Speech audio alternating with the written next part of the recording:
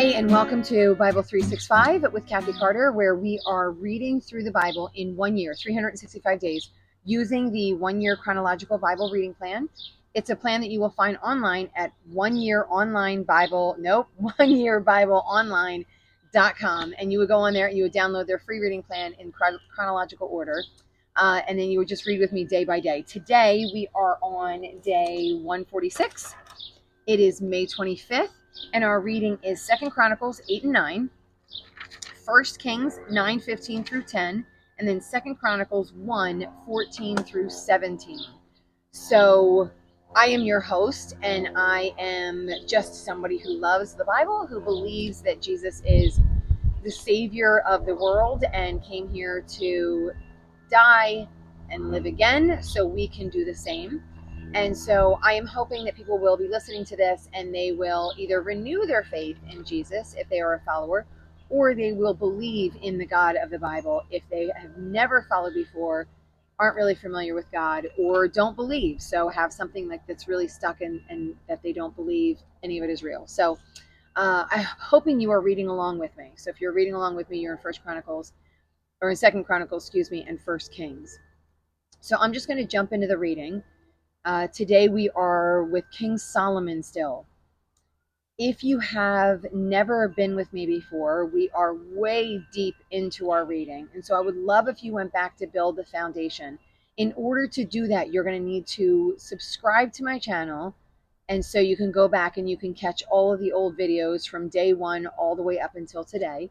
And this is going to really give you a deeper idea of who Solomon is and why it matters. For those of you who have been with me, just a really quick retelling that Solomon is the son of King David. Solomon is the king over all of the land of Israel. And at this point, we have been through Solomon building the temple of God and building his palace. And so a couple of days ago, he dedicated his palace to the Lord, shouted out a lot of prayers to the Lord, and the Lord answered him. So today, we are just really going to talk about Solomon. And so Solomon was a king. He was made king relatively young. He had a whole lot of older brothers. None of them became king. This was who the Lord chose to become king. And then David made every effort in order to make him king. When David was dying, Adonijah, one of the different sons, tried to take over the kingdom. And David made sure that Solomon was the true king. This is Bathsheba's son, not the first son who died due to the sin that the two of them had, but the second son that was born to Bathsheba, and so he is the king. The thing that he asked for from the Lord when he was given an opportunity and he met with the Lord, the thing that he asked the Lord for was wisdom in order to judge rightly. And so because he asked for that, I mean, like even when I think about that, thinking about even asking for that now, and I feel like I'm in a place where I really do want wisdom. I want wisdom and prophecy. That's really what I'm looking for in my older age. But when I was in my early 20s, I probably would not have even come close to asking for any of those things. So to show the wisdom that he already had and the humility and understanding of the Lord that he already had in order to ask those things, I feel like is one of the reasons he was the son that was chosen to lead the kingdom, because he would be a wise and good king. And that's not always true. The first king they had, King Saul, was a mess. He was not a wise king. He was everything on the outside that they thought he should be, but he turned from the Lord immediately when he was afraid of the people. And so that's not what we're seeing with Solomon. Solomon has been following the Lord. He has been listening to the Lord. He has been following his decrees, and he has been leading the kingdom in following the Lord as well. So we're 20 years into his reign. It says at the end of 20 years, and it says at the end, and I want to be sure that I see that that's what it says. And it could be that all he did for 20 years was build the temple and his house. But I think some of this may have also happened during that reign, right? So I think some of the accumulations that he got, I think some of it could have happened during this 20 years as well. But just to kind of be open with those two numbers, it could have been accumulation through the whole time, or it could have literally just happened after his reign. But just to kind of be aware of those things. This is what's happening during his reign. He built the temple. It says he built the temple of the Lord and his own palace. And then Solomon rebuilt the villages that Hiram had given him and settled Israelites in them. And I kind of want to hit on this right away because it looks like it could be saying something different than the chapter before said. In the chapter before, it said that Solomon gave Hiram 20 towns, 20 cities, but Hiram essentially rejected those 20 cities. He called them binding. He gave them a name, or like one that isn't good, essentially. Like, so they weren't really worthwhile villages. It doesn't say that he gave them back. And I also want to be clear, it looks like Solomon and Hiram have a relationship through the kingdom of Solomon, like of Solomon's reign.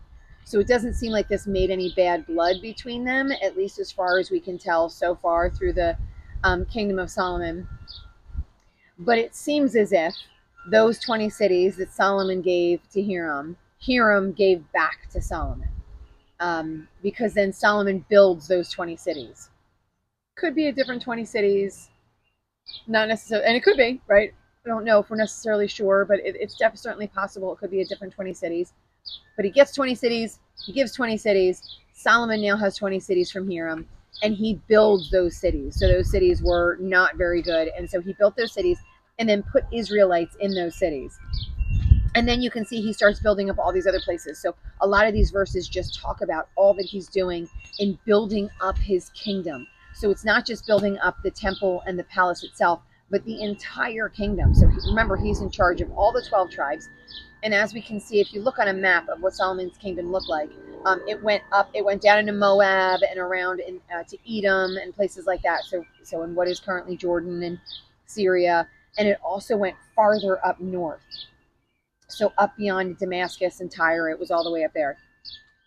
All right, so now if we move on to verse 7, so we're in 2 Chronicles, remember? So if we move on to verse 7, it says, there were still people left from the Hittites. So he was building on this land, he was getting horses and chariots and all these things. There were still people left from the Hittites, Amorites, Perizzites, Hivites, and Jebusites. These people were not Israelites, so they lived in this land.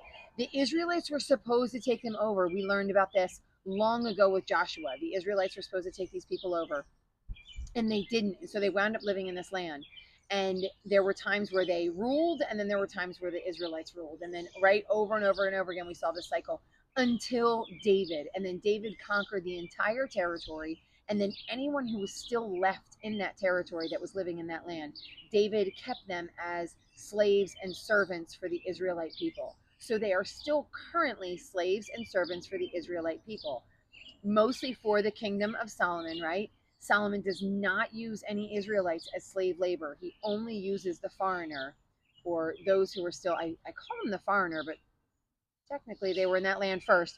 But these are the people that God gave to Solomon, to Israel, and so they were used as slave labor. Now, I want to be very, very careful in saying they were used as slave labor. That doesn't mean they were abused. So I want to be extremely careful. I don't know 100% for sure, right? But I know right now we equate those two things with each other. If they are slaves and they are unable to, let's say, live on their own, right? They are under, and especially through here, right? Through war, they're underneath the leadership of essentially their enemy. And so one would assume that they are being brutalized and beaten and right, and that's not necessarily the case. I'm going to say with God, that is not supposed to be the case. We learned back in Deuteronomy and Leviticus that there were kind of always slaves among them. And if they were their own people, they were always given an opportunity to leave and to, and they were supposed to give up them being slaves, and they were supposed to give them back, and all the debt that they owed was supposed to be just completely forgiven, and they were supposed to be given back. So there's something to be said that the Israelites were supposed to still be treating the slaves in a good way. So I want to be clear with that. That doesn't mean that happened. It does mean, however, that that's what God called them to do.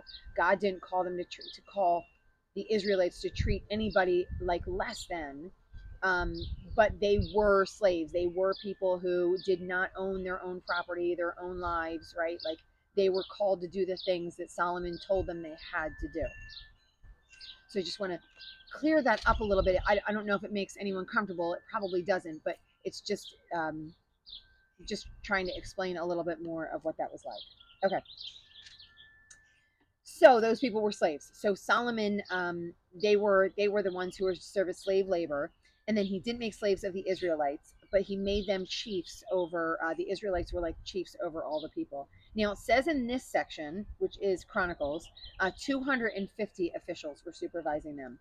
However, it says in the First Kings 9 version, it says 550 officials were supervising those who did the work. So we can see that there's a little bit of a disparity between the two sections. Uh, it, you know, I don't know how to answer for that. There is a disparity there. It's something that we need to note. It's something that we need to look at. It's something that we need to be aware of, right? And maybe we can come to a compromise with what it is, or maybe we can recognize that somewhere um, in the rewriting, an error occurred, right? So it could be in the rewriting, it could be in the original storytelling, right? With an understanding that I'm not sure how much difference this makes in the overall encompassing story of God, right? So that's something to be aware of. Like when we start calling out differences in scriptures, what that means to the overall word of God, right? It doesn't change the overall story when we're talking about the amount of people that were there. So I don't want to sound like I'm glossing over it. I want to make a note that it's there. I don't want to sound like I'm glossing over it, but I don't know how much that matters in the grand scheme of the picture. So just kind of putting that out there. All right. Moving on from there, so it says in verse 11, it says Solomon married Pharaoh from Egypt, his daughter. And then he says he built her a palace, which is one of the things that he did when he built his own palace. He built her a palace as well, which seems extravagant and over the top. However, he didn't want her living where the ark was because the ark was holy. And so he didn't want her to be there, likely because she was a foreigner. She was not Israeli. She was not an Israelite. So she was not one of the circumcised, so to speak. And so he had her living in a completely different area than he had the rest of them, likely because of that. So he gave her her own place. And now we start recapping, just like we did in the past with David and his kingdom, sort of over and over again. Anytime something new happened or changed, they sort of just gave a recapping of all the people that were working. The same as here. He has gatekeepers doing certain things. He has musicians doing what they're supposed to be doing. He has the priests doing what they're supposed to be doing, right? So he's just renaming all the areas in which the people are working for the kingdom. And so he's letting us know what's happening there. All right, now the one thing that I want to note in First Kings 9, we're talking about the forced labor. And then in that, it says in verse 16, so one of the things that Solomon did was build up all these areas, remember? And so when he built up all these areas, one of the places he built up was the area of Gezer. And in verse 18, it says, Pharaoh, king of Egypt, attacked and captured Gezer. And then he gave it to his daughter as a wedding gift. So he captured it, he set it on fire, he destroyed it. Once it was destroyed, he then gave that as a wedding gift to his daughter, who was the wife of Solomon. And then Solomon built that area up. It was now his to build. All right, moving on. I want to move on to the Queen of Sheba's visit. So we're going into 1 Kings 10. We're moving on. When the Queen of Sheba heard about the fame of Solomon and his relationship to the Lord, she came to test Solomon with hard questions. So it seemed like everyone in this area knew who Solomon was. We see a lot of the places that he went to, and he didn't really just stick in Israel. He went to all these other places. Treasuries were brought to him. He sent ships out, horses and chariots. He was going to Egypt, right? So he had relationships with people all surrounding his area, not just in that tiny little area of Israel. And so far and wide, people had heard of who King Solomon was. He was wise. People were all coming to him because of his wisdom. They were getting him to judge all of their things. And this was not just the people of Israel. This was what they would call all over the world, which again could literally be all over the world, or it could just be in all of that Mediterranean type area, right? But again, much larger than just Israel. And so they all came to him and they knew him. And then the Queen of Sheba did as well. So another person that was really well known. So she came to visit and to test him.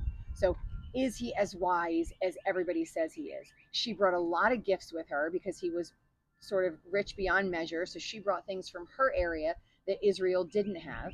And so she brought all those things, tested him. And when she tested him, she was like, oh my gosh, you're even more like the stories they told couldn't even actually compare to the truth of what it is that you're showing me here. So she was so joyful. She gave him everything that she has. She gave him all these spices and all of these things. Um, and then the one thing that she brought, or that was brought over, um, it was this um, almug wood. So this, the only reason I want to note this is because you actually can't find it anywhere but here.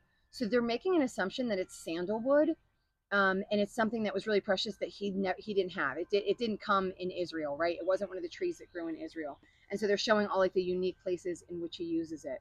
But I just wanted to note that this is something that is actually not common anywhere else, but it's written here, and so it was something that was very precious that somebody gave to him, and it looks like Hiram brought it with his fleets of ships. He brought it to Solomon to use.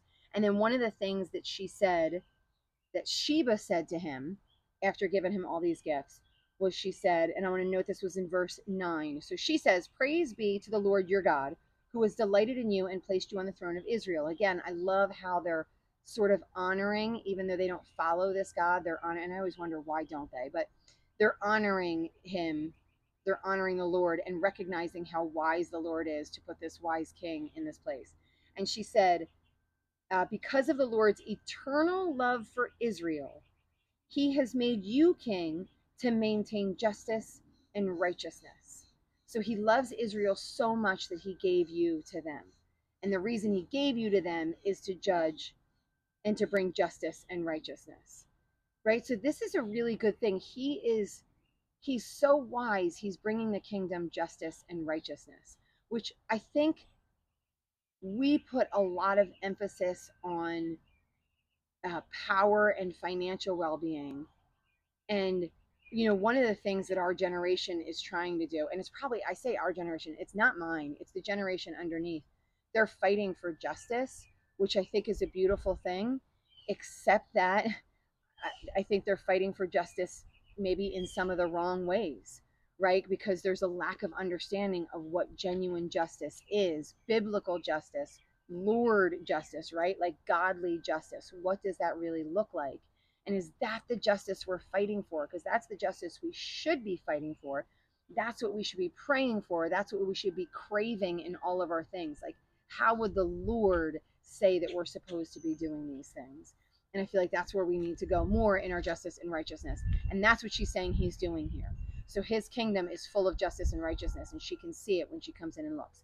Now, before she left, Solomon gave her an abundance of wealth. So he gave her, right? So it was like sort of like a trade, but he gave her way more than she gave him. But he was getting so much money. One of the things in the next section is that he is receiving, every year he receives 666 talents.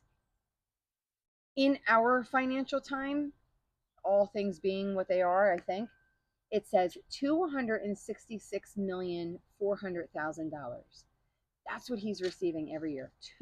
He's receiving it, $266 million. So money, and that's not even counting any of his revenues. That's just counting money that's coming in. That's not counting his revenues, all of his businesses, and all of everything else. So that's what he has coming in for him. And so it says, in that, with some of that, these are the things that he did. He made shields of hammered gold, and he made this ridiculous is the wrong word. I don't want to say ridiculous, outrageous throne. And again, I say the word outrageous. I don't mean it in necessarily a bad way. It says that this is a throne that was made that like no one really had ever seen or made before. It was like the most abundant throne. It was made out of ivory, and there was 6 steps to get up there. And on those steps were lions at every, not real lions, but sculpted lions, 2 per step on every step. And then there was this giant throne, and it was round in the back, and it had arms, and on the arms on the outside there were lions there, right? So this was this massive throne that he would go and he would sit on. He would be above all the people, and he would be sitting on, and he would be judging from that throne. So it was a very impressive throne. And this is what he had. He also had a fleet of trading ships with Hiram. Said he was greater in riches and wisdom than all the other kings of the earth.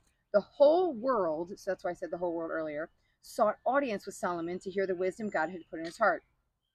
Year after year, everyone who came brought a gift, articles of silver and gold, robes, weapons, spices, horses, and mules. So like everyone wanted to be with him. Everyone wanted to be in front of him. Everyone wanted to bring him something, right? So like it was a good thing to go and bring him something. And so he was just accumulating wealth, but he was for the Lord. So he was accumulating in a good way. However, big note here, and it says it in 3 sections. So it says it in Kings, 2nd Chronicles 9, and then finishing up in 2nd Chronicles 1, 14 through 17. He is accumulating horses and chariots. Does that matter? And I'm just going to put a little something out there. Maybe, maybe not, right? But it says in verse 29, they imported a chariot from Egypt for 600 shekels of silver and a horse for 150. They also exported them to all the kings of the Hittites and of the Arameans. So they imported them from Egypt, and then they charged for them and then exported them out to people around them. And it looks like this was big business, right? This was one of the bigger things that they did, because this is noted in multiple locations. So obviously this was a really impressive thing that he did. So in saying that, just going back to Deuteronomy, because believe it or not, there's actually something in there about accumulating horses of all weird things. So when you read it over and over again, this is one of those things that you go like, why does it matter? Why is it important? And maybe it isn't, maybe it isn't. By the way, I want to note this, and I want to note it that I feel like it has import because it actually talks about Egypt. But just wanted to note it. Okay. So back in Deuteronomy 17, 14 through 20, we read this section a long time ago, actually March 17th. So in verse 14, it says, this is guidelines for a king. So this is long before they have a king. This is when they still have Moses. And Moses is discussing all the things with them. They don't even know what a king looks like in their land. Moses is ruling over them, not necessarily as a king, just as a leader of all the people. He was also someone that spoke to God, right? So he had a multitude of things that he was in charge of. But other areas had a king, and God, being who God is, knows there's something coming, there's something on the path. So it says, verse 14, when you enter the Lord your God is giving you, the land of Israel, and you've taken possession of it and settled in it. And then you say, let us set a king over us like all the nations around us. This is exactly what happens. Be sure to appoint over you a king the Lord your God chooses. Great. They're on the right path. God has chosen Solomon. He must be from among your fellow Israelites. Good. Check. Do not place a foreigner over you, one who's not an Israelite. The king, moreover, must not acquire great numbers of horses for himself, or make the people return back to Egypt to get more of them. Solomon does this exact thing. So they left Egypt. They were taken out of Egypt. Egypt is no longer a part of them, right? It's like they were separated from Egypt for a reason. In Egypt, they were slaves to Egypt. Now they are free to follow the Lord.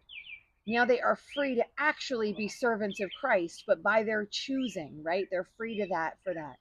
And they choose, Solomon is choosing for financial sake to go back to Egypt and to acquire horses.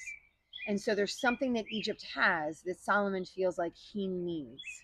So is this the path to him maybe going wrong? I don't know. But it definitely seems like, sorry, little fly.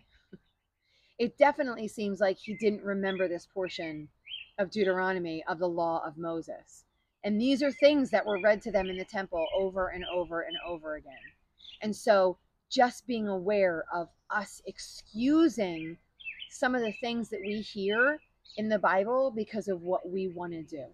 And now again, I'm not saying that this is absolutely the case. I don't know, but I know that it says in Deuteronomy, which was written a long time before, right? If this was written by Moses, which I believe that it was, or a chronicler that was with Moses at the time, this was written before Solomon was even a thought. This was a couple hundred years, 200-300 years before Solomon was born. And so, sorry, I just got to hit a button. And so this was something that God wanted the king to read, to know, and to understand, and all of the priests as well. And so here we see Solomon is doing this. Is this something we want to look at for the future? I'm not too sure. But in that effort, we are gone. We're done for today. So we'll see if this means anything for him in the future, or if it's just a little side note and something that we should be aware of. On that note, if this was a blessing to you, I want you to hit the like button. I want you to share it with people so you guys can read your Bibles together and then come and watch the video. I want you to subscribe to the channel and ring the bell, of course, so you get notifications and you will be aware of the videos coming to you every day. And I will see you guys tomorrow. And in the meantime, I want you to keep reading.